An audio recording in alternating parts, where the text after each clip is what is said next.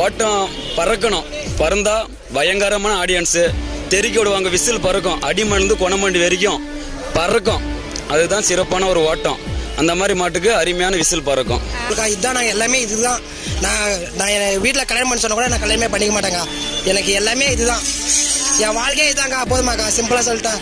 எடுத்துக்கிட்டு தான் வாழ்க்கையே, அதுக்கு மேலே நான் சொல்கிறது.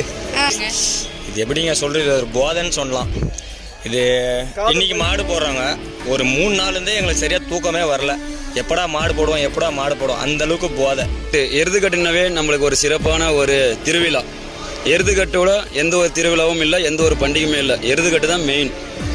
அதுக்கோசரம் என்னவெல்லாம் பண்ணுவாங்க எல்லாருமே. கிருஷ்ணகிரி மாவட்டம், திருப்பத்தூர் மாவட்டம், வேலூர் மாவட்டம், ஆந்திரா, தருமபுரி எல்லாருமே ஜல்லிக்கட்டுனா ரொம்ப விரும்பி பார்ப்பாங்க.